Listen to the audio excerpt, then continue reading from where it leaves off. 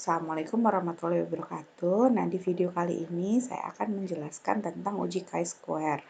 Nah, uji chi-square ini kita pertama sebelum ke SPSS dipahami dulu bahwa untuk syarat uji chi-square itu adalah data paling tidak dalam berbentuk dikotomus atau dia hanya dua kategori saja, baik iya tidak atau anemia tidak anemia gitu ya, bekerja tidak bekerja gitu.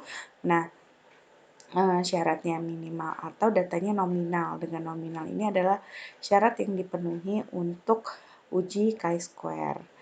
Nah, ini merupakan suatu uji yang paling umum sering digunakan apabila data yang tidak berpasangan, yaitu dengan menggunakan chi-square atau Fisher-Exact test. Nah, untuk chi-square ini kita biasanya menggunakan kelas yang kurang lebih adalah 2 grup ya. Bisa juga 3 grup, yang penting datanya nominal, atau ordinal ada yang 2 grup juga gitu ya, sesuai dengan tabel yang di sebelumnya. Nah, untuk menggunakan chi-square ini kita menggunakan tabel bantu ya. Nanti untuk tabel bantunya hasilnya kurang lebih seperti ini. Jadi di mana ini adalah faktor resiko atau independent variable atau exposure atau group assignment-nya juga bisa. Nah, kalau ini adalah outcome atau bisa juga dalam bentuk dependent variable atau kasus case control, atau di sini juga bisa dibuat kelompok intervensi, kelompok kontrol ya. Kita bisa membuat seperti ini. Jadi untuk penentuan penempatannya apakah nanti akan di baris atau di kolom itu nanti disesuaikan dengan desain penelitiannya kita. Oke, nah ini adalah kita lihat kita menggunakan rumus yang manualnya, tapi nanti kita langsung praktek ke SPSS ya. Nah, di dalam pembacaan dalam tabel SPSS-nya itu nanti akan ada 2 jenis pembacaan. Yang pertama, apabila tabelnya adalah 2 kali 2 dan bila ada 0 sel yang expected count-nya kurang dari 5, maka yang dibaca adalah continuity correction. Tapi kalau ada sel yang expected count-nya yang kurang dari 5, maka yang dibaca adalah Fisher-Exact test. Tapi kalau tabelnya lebih dari 2 kali 2, ya misalkan 2 kali 3 atau 3 kali 3, maka yang dibaca adalah chi-square testnya. Nah, untuk nilai ini adalah nilai rasio, jadi kayak resiko perbandingan ya terjadinya suatu event atau outcome apabila ada faktor resiko tersebut dibandingkan dengan kelompok yang tidak ada faktor resikonya. Nah, untuk nilai risk ratio ini kita bisa gunakan untuk data case control atau data cohort. Nah, kalau untuk cross sectional kita bisa menggunakan nilai odds ratio. Ini kurang lebih sama untuk cara pembacaannya. Nanti kita langsung ke uji SPSS-nya ya. Nah, di sini saya punya data.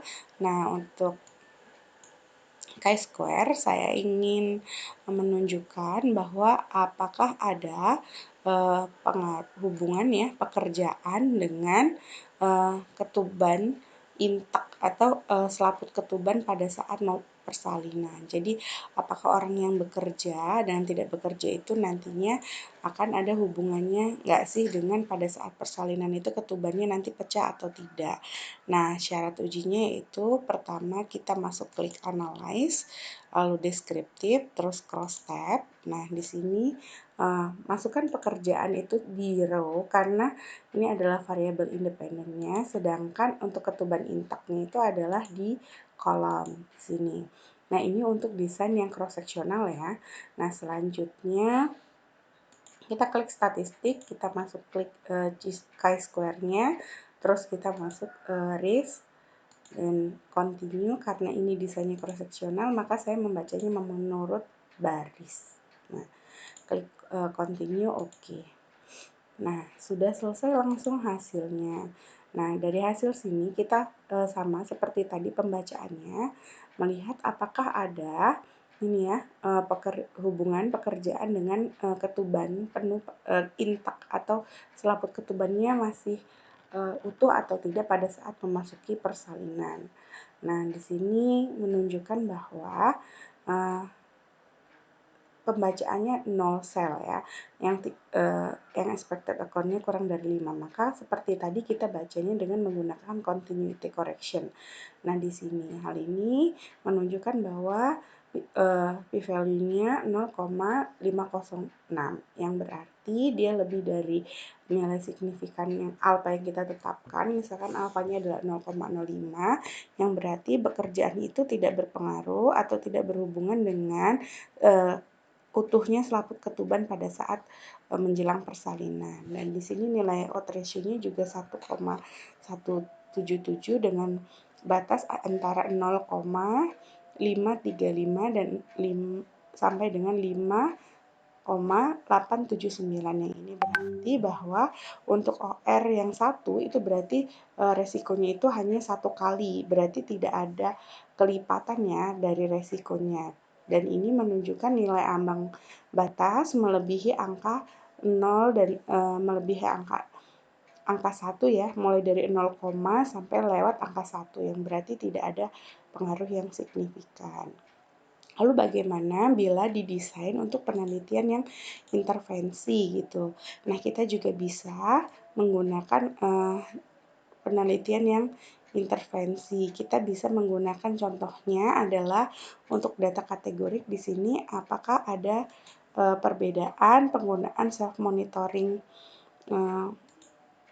minum tablet tambah darah ya di sini dalam buku KIA dengan ketuban intak ya dengan ketuban intak pada saat persalinan gitu itu bisa. Dan kita kali ini menggunakan kedua ya biar kita bisa melihat apakah hanya bisa digunakan untuk tabel 2x2 saja gitu. Tapi sedangkan chi-square ini juga bisa digunakan untuk tabel lebih dari 2x2. Dan saat ini saya akan menggunakan variabel pendidikan dan ketuban intak untuk desain yang intervensi atau case dan control atau kelompok kontrol dan intervensi ya. Kita klik analyze, descriptive, cross tab. Tadi kita keluarkan variabelnya. Nah, kalau ini kita masukkan ke dalam self monitoringnya. Ini adalah membagikan kelompok intervensi atau kontrolnya. Lalu kita masukkan variabel pendidikan dan variabel ketuban intak. Statistiknya masih pakai chi-square. Nah, nanti kalau untuk pendidikan ini tidak akan keluar nilai OR-nya ya. Nanti tapi tetap kita keluar ketik kris untuk tabel ketuban intaknya. Lalu kita klik kolom karena kita membacanya menurut kolom. Di sini oke. Nah, pertama kita masuk ke variabel apakah ada hubungan penggunaan self monitoring minum tablet tambah darah dengan tingkat pendidikannya ya pada kelompok kontrol dan intervensi. Di sini menunjukkan bahwa paling banyak adalah subjek dengan pendidikan SMA yaitu sebanyak 52,5% pada kelompok kontrol. Hal yang sama juga pada kelompok intervensi yang paling banyak adalah subjek dengan pendidikan SMA. Hasil pembacaannya di sini ya hanya keluar persen chi-square-nya aja atau persen chi-square-nya saja. Nah, untuk persen chi-square-nya di sini hasilnya adalah 0,390. Nah, yang ini berarti tidak ada hubungan ya antara kelompok kontrol maupun kelompok intervensi tentang pendidikan. Nah, di sini kita bisa bacanya artinya pendidikan ini tidak ada perbedaan yang signifikan pada kelompok kontrol dan intervensi.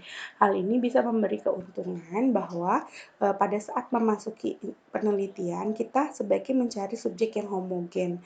Kalau dari pendidikannya sudah homogen berarti kan untuk intervensi selanjutnya bisa lebih homogen dan bisa disamakan agar kelompok tersebut intervensinya tidak ada bias dari tingkat pendidikannya karena pendidikan itu berpengaruh pada pengetahuan dan informasi akses kesehatan. Nah, selanjutnya juga di sini untuk ketuban intak. Nah, ketuban intak yang mendapatkan kelompok kontrol dibandingkan dengan kelompok intervensi menunjukkan bahwa yang menggunakan self monitoring itu yang kelompok ketuban utuhnya itu lebih banyak dibandingkan dengan ketuban yang tidak utuh ya, sudah ada pecah sebelum menunjukkan tanda persalinan. Nah, hasil ujinya meskipun di sini menunjukkan adalah p-value 0,065 ya. Ya, di sini meskipun p-value-nya adalah 0,065 menunjukkan bahwa tidak ada perubahan atau tidak ada perbedaan yang signifikan. Tapi nilai OR-nya di sini dilihat bahwa responden yang mengkonsumsi tablet tambah darah dengan menggunakan self monitoring tiap hari itu memiliki resiko untuk ketuban yang lebih utuh itu di 3 kali dibandingkan dengan responden yang tidak menggunakan minum tablet tambah darah yang ada paket self monitoringnya gitu ya. Nah, di sini bisa dilihat dengan paling rendah di angka 1 dan paling tinggi resikonya di angka 11 ini untuk nilai OR-nya. Nah, tapi kalau untuk di cohort kita biasanya karena ini desainnya adalah intervensi, kita pakainya cohort. Di sini adalah 1,607 dengan resiko paling rendah adalah 1,134 dan resiko paling tinggi adalah 2,278. Nah, seperti itulah untuk uji chi-square ya. Lalu selanjutnya kita bisa save seperti biasa dan kita ekspor ya untuk filenya. Kita save seperti biasa. Save seperti itu lalu kita ekspor ya.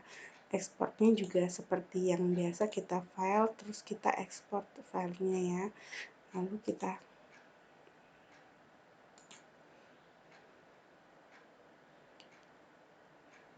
baik. Nah, itu hasilnya kita lihat. Oke, demikian untuk uji chi-square kita hari ini. Video selanjutnya dicek di untuk uji Spearman correlation. Oke.